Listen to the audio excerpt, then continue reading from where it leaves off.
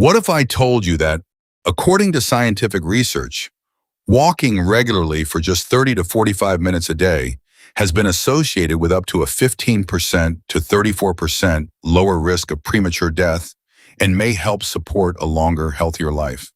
But there's something important that often gets overlooked. Weak legs or declining lower body strength can significantly affect how well you walk. Research published in the medical literature has linked declines in the size and strength of the thigh and lower leg muscles with changes in walking performance.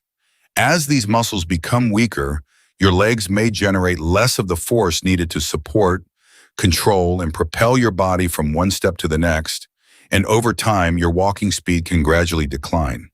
You may notice it in a very ordinary way. Around the house, everything feels normal. But after walking for several minutes, your legs begin to feel heavier. Your steps become shorter.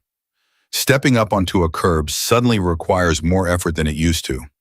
There can be several reasons for changes like these, but declining lower body strength may be one of them. Walking is still one of the most valuable activities you can do. However, if your legs are becoming weaker, directly training the muscles that help produce and control movement can be an important part of maintaining lower body strength and walking ability. So today, I'm going to show you 5 exercises that challenge different muscle groups throughout your lower body from your hips and thighs all the way down to your ankles. These exercises can be adapted if you've already begun noticing some weakness, but they're just as valuable if you're still active and simply want to keep your legs strong, capable, and ready for the things you want to keep doing. So find a sturdy chair or a stable surface for support if you need it, and let's put those muscles to work. Exercise number 1, the step up. This simple movement is one of the most practical ways to challenge the large muscles that help keep your legs strong for everyday movement. You'll need a low, sturdy step, preferably near a railing, countertop, or something solid you can hold for support. Place your right foot completely on the step. Lean your body slightly forward, then press firmly through that foot and use your right leg to lift your body onto the step. Bring the other foot up gently, then step back down with control. Repeat 6 to 10 times, then switch sides as you come up. Pay attention to where you feel the effort. You should notice the front of your thigh and your buttock working, especially the quadriceps and gluteal muscles of the leg that's on the step. And here's a small detail that can make a big difference. Try not to launch yourself upward by pushing hard from the foot that's still on the floor. If that lower foot does most of the work, the leg you're trying to strengthen gets less of the challenge. Instead, think about driving through the foot on the step and letting that leg lift your body. If this feels difficult, use a lower step and keep a hand on a stable support. There's no benefit in using a higher step if you have to pull yourself up with your arms or lose control. As you get stronger, you can gradually add repetitions or rely a little less on your hands when it's safe to do so. Now you've challenged some of the biggest muscles in your legs. But strong walking doesn't depend only on the muscles around your hips and thighs, much closer to the ground. Another group of muscles has an important job every time you move forward. Exercise number 2, the low step, heel drop, and rise. This exercise shifts the work away from the hips and thighs and down toward your calves and ankles, an area that plays an important role in generating force as you move through each step. Stand on a low, sturdy step with the balls of both feet supported and your heels just beyond the edge. Keep your hands on a secure railing or countertop for balance. Start by slowly lowering your heels below the level of the step, but only as far as feels comfortable. Then press through the front of your feet and raise your heels as high as you can with control. Pause briefly at the top. Then take 2 to 3 seconds to lower your heels again. Repeat 8 to 12 times. You should begin to feel the muscles in your calves working, especially as you rise. But don't overlook the lowering phase. Instead of simply dropping your heels back down, make your calves control the descent. That's what makes this familiar movement much more interesting. The calf muscles contribute to the push-off that helps propel your body forward during walking. So we're not training them simply because stronger calves look good. We're challenging a muscle group involved every time your body moves from one step toward the next. If the movement feels too demanding, perform it on flat ground first. You can still rise onto your toes and lower slowly without allowing your heels to drop below floor level. And never force a deep stretch at the bottom. The goal is controlled muscular work, not maximum range of motion. We've now worked the front of the thighs, the hips, and the lower legs. But there's another powerful area that many people barely notice during their usual leg exercises, the muscles along the back of the hips and thighs. Exercise number 3, the Kickstand Hip Hinge. This movement shifts the focus to the glutes and hamstrings, the powerful muscles along the back of your hips and thighs. Stand beside a sturdy chair or countertop so you can use one hand for support. Place most of your weight on your right leg, then move your left foot slightly behind you and rest lightly on the toes. Think of that back foot as a kickstand. It's there for stability, not to do most of the work. Soften your right knee slightly. Keep your back comfortably straight. Then slowly push your hips backward as your upper body leans forward.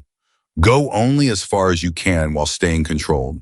Then press through your working foot, squeeze your glutes, and then bring your hips forward to return to standing. Perform 6 to 10 repetitions, then switch sides. Here's the key. This is a hip hinge, not a squat. If you simply bend both knees and drop your body downward, you'll change where the exercise places its demand. Instead, imagine someone gently pulling your hips toward the wall behind you.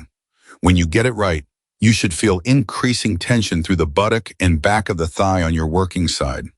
That matters because lower body strength isn't only about the muscles you see at the front of your thighs. Your hip extensors and hamstrings also contribute to producing and controlling lower body movement. Keep the range small at first. You don't need to reach towards the floor, and you certainly don't need to balance on one leg. So far, we've challenged your legs moving upward and forward and worked the muscles behind you. But everyday movement doesn't always happen in a straight line, and that's where the next challenge becomes very different. Exercise number 4, the supported side lunge. So far, most of our movements have challenged your legs in a forward and back direction. This exercise changes that by asking your lower body to produce and control force from side to side. Stand behind a sturdy chair or countertop with your feet wider than shoulder width apart. Keep one or both hands on the support as needed. Shift your weight toward your right side. Bend your right knee and push your hips slightly backward while keeping your left leg more extended. Then press firmly through your right foot and use your thigh and hip muscles to return to the center. Repeat on the other side, moving slowly from right to left for 6 to 10 repetitions per side. You should feel the quadriceps and glutes of the bending leg working, while the inner thighs also help control the movement. Here's the important part. Don't think about simply leaning sideways. Your hips should move back and to the side, almost as though you're sitting toward one corner of a chair. Keep the movement shallow at first. A deeper lunge isn't automatically a better one. What matters is that you can push yourself back to the center with control and without increasing joint pain. By now, we've challenged your legs in several different ways, but real-life movement rarely gives you a long pause between repetitions. Your legs have to keep working, one step after another, and that's exactly what we're going to challenge next. Exercise number 5. The power march with arms swing. This final exercise brings everything together by asking your legs to work repeatedly and rhythmically, much more like they have to during everyday movement. Stand tall beside a sturdy chair or countertop so support is available if you need it. Keep your feet about hip width apart. Lift your right knee to a comfortable height while swinging your left arm forward. Lower the foot with control. Then immediately switch sides, left knee up, right arm forward. Continue alternating at a steady, purposeful rhythm for about 20 to 30 seconds. This isn't about lifting your knees as high as possible or marching as fast as you can. Instead, focus on strong, controlled steps, an active arm swing, and a rhythm you can maintain without losing your posture. You should feel your hips and thighs working, while the supporting leg repeatedly accepts your body weight as the repetitions continue. You may also notice your breathing becoming a little faster and your body warming up. If you need more stability, keep one hand on your support and use the opposite arm. You can also slow the rhythm or reduce the height of each knee lift. After 4 different strength challenges, this exercise asks those muscles to keep contributing again and again without a long pause between repetitions. And that's an important distinction because strong legs aren't only about what they can do once.